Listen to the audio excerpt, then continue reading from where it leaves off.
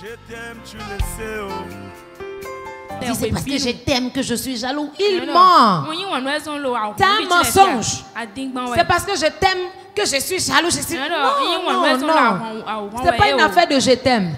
Comme tu as livré la marchandise très tôt, dans les conditions où tu l'as livrée, il sait que son arrière n'est pas en sécurité. Les contextes dans lesquels tu t'es fait avoir en te laissant connaître avant le mariage, c'est ça qui exprime le respect que l'homme va avoir pour toi. Je te porte dans mon cœur. Deuxième erreur à ne jamais faire que je t'ai dit, ne te fais jamais connaître avant de rentrer dans le mariage. Tu ne te feras pas connaître. Pourquoi disons-nous souvent tu ne te feras pas connaître? Pourquoi disons-nous souvent attendez de rentrer dans le mariage pour arriver à consommer le mariage? Quand pendant la préparation, quand pendant l'amitié, les fiançailles, vous vous faites connaître l'un ou l'autre, avancer devient difficile. Même si vous continuez à avancer, vous avancez sur le péché. Vous êtes aveuglé. Il n'y a plus de vérité. Il n'y a que vous seul qui voyez le bien là où il y a le mal, là où tout le monde voit le mal. Parce que vous êtes comment? Ensorcelé. Vous êtes ensorcelé, vous êtes voilé. Toute votre analyse est adaptée ou est conforme à ce que vous avez déjà mangé. Mais il y a des contenus de repas dans lesquels on vous drogue. Quand vous prenez la drogue, vous ne vous appartenez plus. Vous n'êtes plus lucide. Quand vous commettez cette erreur, vous n'êtes plus lucide. Tout ce qu'on voit, on vous dit, vous voyez le contraire. Parce que vous êtes dépendant de ce que vous avez bu. Vous êtes dépendant de ce que vous avez mangé. Vous êtes dépendant de l'acte que vous avez posé. Vous êtes esclave de ce que vous avez fait. Vous devenez esclave du péché. Ça biaise les analyses. Et vous ne pouvez jamais être respecté. Vous ne pouvez plus jamais être respecté. Quand vous commettez cette erreur dans votre relation avant d'aller au mariage, je vais vous dire une vérité. C'est là que ces femmes-là sont soupçonnées par ces hommes partout où ils passent. On dit c'est parce que je t'aime que je suis jaloux. Il ment. C'est un mensonge. C'est parce que je t'aime que je suis jaloux. Je suis... Non. C'est pas une affaire de je t'aime.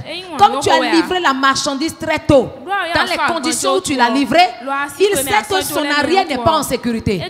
Si parce que tu as livré, tu t'es livré parce qu'il était le plus offrant en ce moment, à cause de l'argent que tu t'es livré, il ne se sent pas en sécurité parce qu'il va dire lorsqu'un plus offrant va arriver, tu risques d'offrir encore la même chose ou d'offrir encore meilleur que ça. Les contextes dans lesquels tu t'es fait avoir en te laissant connaître avant le mariage, c'est ça qui exprime le respect que l'homme va avoir pour toi. Quand vous vous faites connaître sans effort, c'est pas parce qu'il a fait des efforts qu'il faut se faire connaître. Non. Mais quand c'est encore sans effort, facilement, il se dit c'est une femme facile. Il ne vous respectera pas. La plupart du temps, quand vous êtes dans des relations avec des hommes comme ça, vous vous êtes laissé faire. Il cherche toujours une femme de valeur qu'il pack quelque part. Il garde cette femme de valeur quelque part et il cherche son doctorat en fait. Il étudie. Il prend tout son temps. Chaque fois, il essaye pour voir.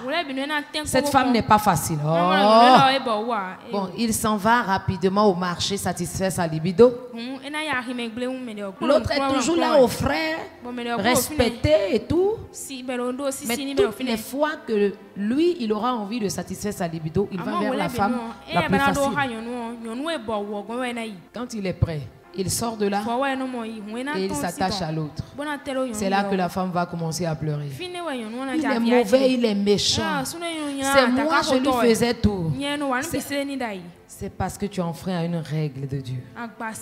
Tu enfreins à une parole de Dieu. Tu enfreins au principe de la grâce. Et tu es déshonoré. Parce que quand cet acte est commis en dehors du mariage légal, selon la Bible, on parle de déshonneur. L'homme qui est préoccupé par le sexe, ou les femmes qui sont préoccupées par le sexe, comme le monde le dit aujourd'hui, on ne peut pas acheter un pain emballé ou un tissu emballé. Il faut d'abord découvrir de quoi il s'agit.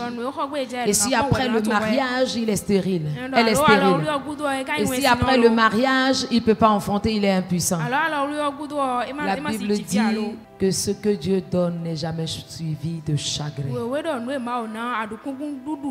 Tu seras étonné de voir un moteur diesel en action huilé par l'onction du Saint-Esprit. J'ai dit, si c'est le Seigneur qui t'a orienté comme ça, si tu as attendu de prendre un homme qui a l'autorité du Saint-Esprit, une femme voilée par l'autorité de l'Esprit, j'ai dit, tu seras étonné de voir un moteur diesel huilé par l'onction du Saint-Esprit. Ah non, tu seras étonné de voir un vase brillant, scintillant en porcelaine, qui brille de tout l'éclat de l'Esprit de Dieu, qui brille de gloire, parce que son œuvre là, c'est pour le roi de gloire. Tu seras surpris. Je t'aime, tu le sais. Je te porte dans mon cœur.